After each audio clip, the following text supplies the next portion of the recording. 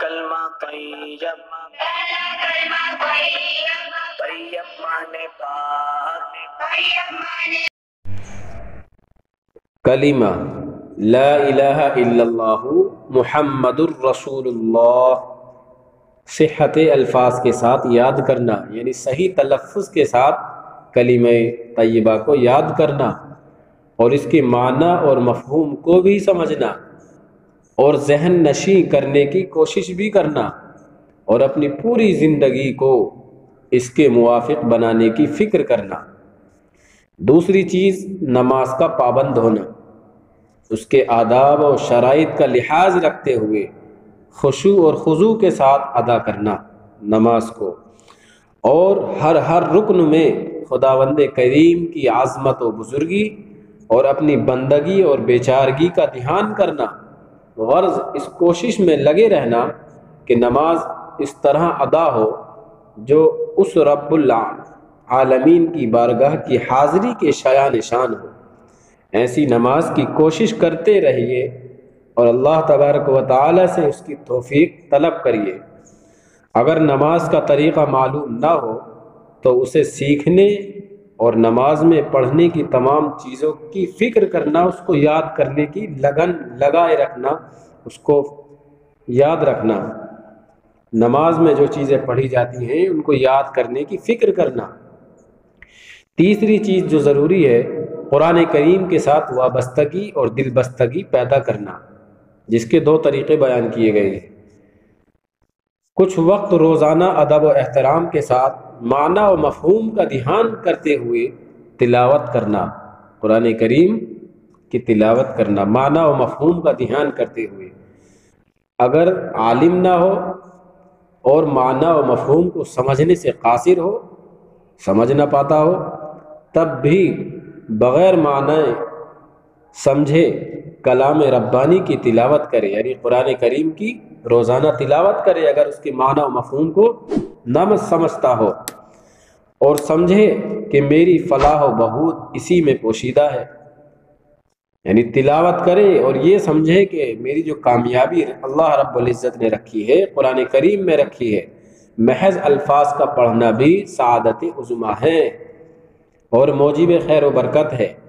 اور اگر الفاظ بھی نہ پڑھ سکتا ہو تو تھوڑا وقت روزانہ قرآن مجید کی تعلیم میں صرف کرنا، یعنی تھوڑا وقت 24 گھنٹے میں سے 2-1 گھنٹے، 1-2 گھنٹہ قرآن کریم سیکھنے کی تعلیم میں صرف کرنا کہ کسی طرح قرآن کریم مجھ سے پڑھنا آ جائے، اس کی فکر کرنا، اس کو دل میں بیٹھا لینا، اور اپنے بچوں اور اپنے محلے کے اور گاؤں کے لڑکوں اور لڑکیوں کی قرآن مجید اور مذہبی تعلیم کی فکر کرنا، اور ہر کام پر اس کو مقدم رکھنا کہ کسی طرح ہمارے بچوں، ہمارے محلے کے بچوں اور اپنے گاؤں اور رشتہ داروں کی زندگی میں قرآن کریم کی تعلیم، قرآن مجید کی تعلیم آ جائے، اس کو ہر کام پر مقدم رکھنا۔ چوتھی چیز جو ضروری ہے وہ یہ ہے، کچھ وقت یاد الہی اور ذکر و فکر میں گزارنا، یعنی اللہ رب العزت نے ہمیں 24 گھنٹے دیے ہیں تو اس کی ترتیب بنائیں کہ ہمیں فلاں وقت فلاں کام کرنا ہے، فلاں وقت فلاں کام کرنا ہے۔ اسی طرح ہم اللہ کو یاد کرنے کے لیے بھی وقت نکالیں، یعنی ہمیں 5 وقتہ نماز تو پڑھنی ہی ہے ہر حال میں، کیونکہ وہ فرض ہے، اس کے علاوہ بھی ہمیں کچھ وقت نکالنا ہے پڑھنے کے لیے۔ کوئی چیز کسی شیخ طریقت متبع سنت سے دریافت کرے، یعنی کوئی بزرگ ہو آپ کے محلے میں، آپ کے گاؤں میں، آپ کے ضلع میں، یا آپ سے اور کوئی بھی جو متعلق ہو، آپ اس کے پاس جائیں اور اس سے کچھ اپنا حال سنائیں اور اس سے اپنا تعلق مضبوط کریں۔ ورنہ تو کلمہ صوم، یعنی تیسرا کلمہ سبحان اللہ والحمد للہ ولا الہ الا اللہ واللہ اکبر ولا حول ولا قوۃ الا باللہ العلی العظیم، اور درود و استغفار کی تسبیح صبح و شام معنی کا دھیان کرتے ہوئے جی لگا کر اطمینان قلب کے ساتھ پڑھے۔ حدیث میں اس کی بڑی فضیلت آئی ہے۔ اور 5ویں چیز جو ضروری ہے، ہر مسلمان کو اپنا بھائی سمجھنا، ہر مسلمان کو اپنا بھائی سمجھنا، اس کے ساتھ ہمدردی اور غمگساری کا برتاؤ کرنا،